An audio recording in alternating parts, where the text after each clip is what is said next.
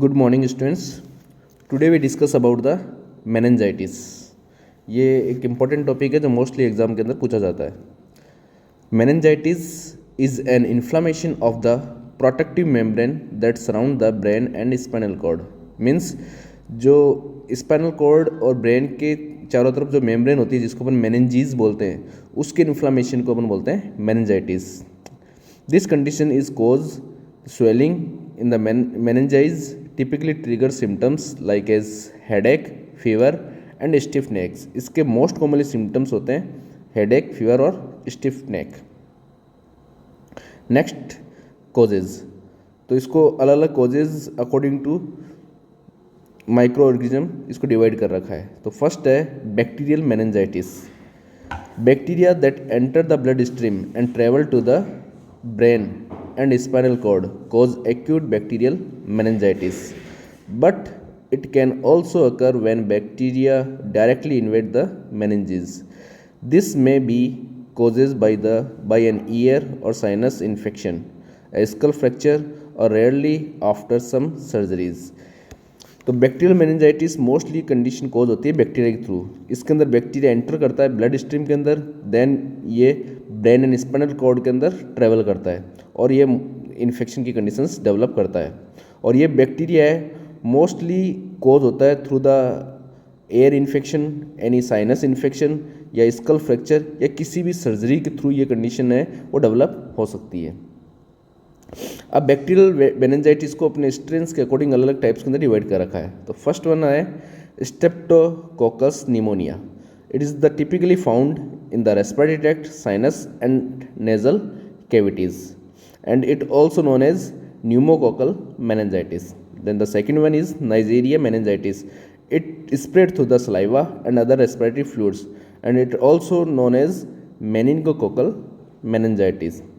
Then third one, Haemophilus influenza. It can cause not only meningitis but also cause the infection of the blood, inflammation of the windpipe, cellulitis, and infectious arthritis. Then the next one, Staphylococcus aureus, which is typically found on the skin and respiratory tract, and it also known as staphylococcal meningitis. तो ये अलग अलग types है bacterial meningitis के जो depend करते हैं the strain of the bacteria. Then the second type viral meningitis. Viral meningitis cause होता है कुछ वायरस के थ्रू, लाइक एज एंट्रोवायरस, जो कि मोस्टली प्रेजेंट होता है in the summer and early fall के अंदर। नेक्स्ट वायरस है herpes simplex virus, HIV virus, mumps virus, western Nile virus and others. That all virus cause the viral meningitis. Next one fungal meningitis, जो most it is the rare type of meningitis and it infect your body through the fungus and spread from your blood stream to your brain or spinal. People with a weakened immune system it affected from the fungal meningitis. It also include the people with HIV and cancer patient. तो ये तीन most commonly types थे। First bacterial जो most commonly cause होता है, then fungal, then viral. और fungal meningitis है वो रेयरली डेवलप होता है। Then we take the pathophysiology. Pathophysiology के अंदर क्या होगा, सबसे फर्स्ट बैक्टीरिया एंटर करेगा ब्लड स्ट्रीम के अंदर थ्रू द ट्रोमा या आई इन्फेक्शन या ईयर इन्फेक्शन इसके थ्रू। देन ये म्यूकोसल सरफेस या म्यूकोसल कैविटी के अंदर एंटर करेगा। देन ये नॉर्मल जो बैरियर्स होते हैं उसको ब्रेक डाउन करेगा और फिर बाद में जो ब्लड ब्रेन बैरियर है जिसको नॉर्मली कोई भी बैक्टीरिया क्रॉस नहीं कर पाते, लेकिन ये जो मेनिंजाइटिस के जो बैक्टीरिया है मेनिंगोकोकल बैक्टीरिया, ये ब्लड ब्रेन बैरियर को क्रॉस कर जाते हैं। तो क्रॉस करके वो ब्रेन के अंदर जाके इन्फेक्शन कोज करेंगे। देन ये CSF के अंदर प्रोलिफरेट होंगे और मेनिंजीज को इन्फ्लाम करेंगे, जिसके कारण वहाँ पे इंट्राक्रेनियल प्रेशर है वो इंक्रीज हो जाएगा। और इंट्राक्रेनियल प्रेशर जब इंक्रीज होगा तो उसके कारण हेडेक है, सीवियर हेडेक की कंडीशन है, स्टिफ नेक या फीवर जैसे सिम्टम्स है वो अपीयर होना स्टार्ट हो जाएंगे। तो ये कंडीशंस है वो डेवलप होती है मेनिंजाइटिस के अंदर। देन आते हैं साइन एंड सिम्टम्स। तो इसके most commonly sign and symptoms होते हैं, सबसे first sudden high fever develop होगा, स्टिफ नेक होगी और सीवियर हेडेक होगा। ये 3 इसके मोस्ट कॉमनली सिम्टम्स है जिसके अंदर अपन को देखने को मिलते हैं। देन इसके अंदर 2 साइन होते हैं जो कि आइडेंटिफाई कराते हैं कि मेनिंजाइटिस है या नहीं है। फर्स्ट आता है Kernig sign and the second one आता है बुजिन्स्की साइंस। कर्निंग साइंस के अंदर क्या होता है, इसके अंदर जब पेशेंट हिप को फ्लेक्स करता है 90 डिग्री पे, तो जो हेमस्ट्रिंग मसल्स है उसके अंदर सीवियर स्टिफनेस होती है जिसके कारण वो लेग्स को स्ट्रेट नहीं कर पाता। तो ये कंडीशंस को अपन बोलते हैं कर्निंग साइंस।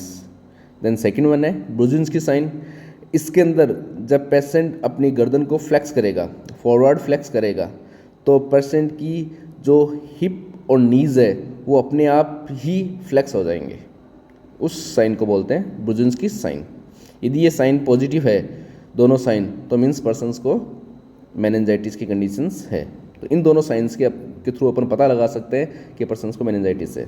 नेक्स्ट सिम्टम्स है न्यूक्चुअल रिजिडिटी। इसके अंदर पेशेंट की जो नेक है उसको फ्लेक्स करने की एबिलिटी है वो ख़त्म हो जाएगी, क्योंकि जो नेक मसल्स है वो रिजिड हो जाती है उसके कारण। नेक्स्ट हेडेक होगा। हेडेक के कारण पर्सन्स को नोजिया वोमिटिंग कंडीशंस डेवलप होगी। देन कन्फ्यूजन की कंडीशंस डेवलप होगी और difficulty in concentration.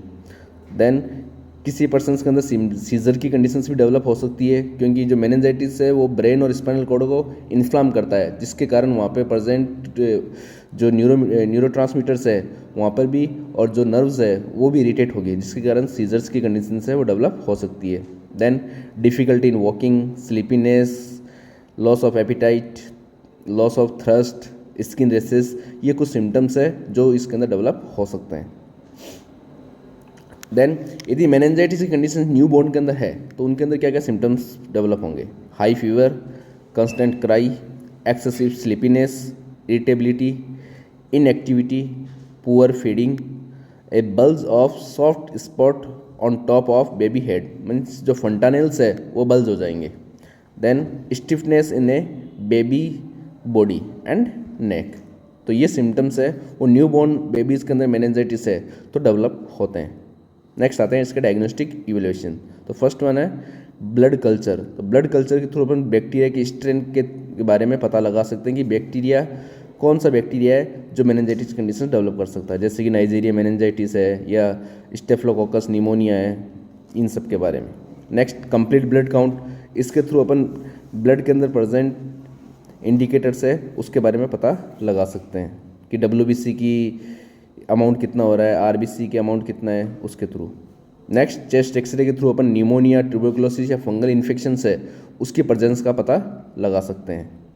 Next CT scan है, इसके थ्रू ब्रेन के अंदर प्रेजेंट अपसेस या सिनुसाइटिस की प्रॉब्लम्स है उसके बारे में अपन पता लगा सकते हैं। Next lumbar puncture. तो लंबर पंक्चर के थ्रू अपन CSF के अंदर प्रेजेंट बैक्टीरिया के बारे में पता लगा सकते हैं। तो ये मोस्ट कॉमनली डायग्नोस्टिक इवैल्यूएशंस है जो जिसके थ्रू अपन पता लगा सकते हैं कि पर्सन्स को मेनिंजाइटिस कहाँ पे डेवलप हो रहा है, कैसे डेवलप हो रहा है, कितना CSF इंक्रीज़ है, कितना ICP इंक्रीज़ है, इन सब के बारे में। नेक्स्ट आता है ट्रीटमेंट। ट्रीटमेंट के अंदर फर्स्ट अपन देंगे एंटीबायोटिक्स जो कि अपन इंट्रावेनसली देते हैं। नेक्स्ट कॉर्टिकोस्टेरॉइड जिसका फंक्शन होगा कि इन्फ्लामेशन को ये रिड्यूस करेगा, और जो ब्रेन के अंदर प्रेशर है उसको भी ये रिड्यूस करने का फंक्शन करता है। नेक्स्ट एस्टामिनोफोल और पैरासीटामोल्स अपन प्रोवाइड करेंगे। नेक्स्ट एंटी कन्वल्सेंट, यदि पर्सन के अंदर सीजर की कंडीशंस प्रेजेंट है तो एंटी कन्वल्सेंट मेडिसिन अपन प्रोवाइड कर सकते हैं। नेक्स्ट ऑक्सीजन थेरेपी अपन प्रोवाइड करेंगे क्योंकि इसके अंदर ब्रीथिंग प्रॉब्लम्स डेवलप हो सकती है उस कंडीशन के अंदर। नेक्स्ट अपन इंट्रावेनसली फ्लूइड्स अपन देंगे ताकि अपन डिहाइड्रेशन जो वोमिटिंग के कारण कोज हो सकता है उसको प्रिवेंट करने के लिए। नेक्स्ट अपन सेडेटिव्स प्रोवाइड करेंगे क्योंकि इसके अंदर पेशेंट बहुत ज़्यादा इरिटेबल और रेस्टलेस हो जाता है, तो इसको पेशेंट्स को काम करने के लिए अपन सेडेटिव्स प्रोवाइड कर सकते हैं। नेक्स्ट आता है vaccinations against meningitis. Meningitis condition है वो बहुत सारे बैक्टीरियाज के थ्रू कोज होती है बहुत सारे वायरस, तो उसके अगेंस्ट अपन क्या करते हैं, वैक्सीनेशन करते हैं। जैसे कि मेनिंजाइटिस बी वैक्सीन अपन प्रोवाइड करते हैं जो मेनिंगोकोकल मेनिंजाइटिस को रोक सकती है। न्यूमोकोकल वैक्सीन अपन प्रोवाइड करेंगे जो न्यूमोकोकल मेनिंजाइटिस को रोक सकती है। HIV वैक्सीनेशन कर सकते हैं। MMR अपन प्रोवाइड करते हैं मीजल्स, मम्स और रिबेला के लिए। तो ये सारी वैक्सीनेशंस है, ये अदर डिजीज़ को होने से रोकेगी, जिसके कारण पर्सन्स के अंदर मेनिंजाइटिस की कंडीशन है उसको अपन प्रिवेंट कर सकते हैं। देन आते हैं कॉम्प्लिकेशंस। तो मेनिंजाइटिस के थ्रू यदि किसी पर्सन को मेनिंजाइटिस होता है और उसका प्रॉपर ट्रीटमेंट ना हो तो उसके अंदर बहुत सारे कॉम्प्लिकेशंस डेवलप हो सकते हैं। तो first one is hearing loss, then memory difficulty, learning disability, brain damage, seizure, kidney failure, shock, death तक की कंडीशंस है वो डेवलप हो सकती है। तो ये कुछ कॉम्प्लिकेशंस है ये थ्रू द मेनिंजाइटिस डेवलप होते हैं। So this topic is complete. If you have any doubt so please consult with me. Thank you.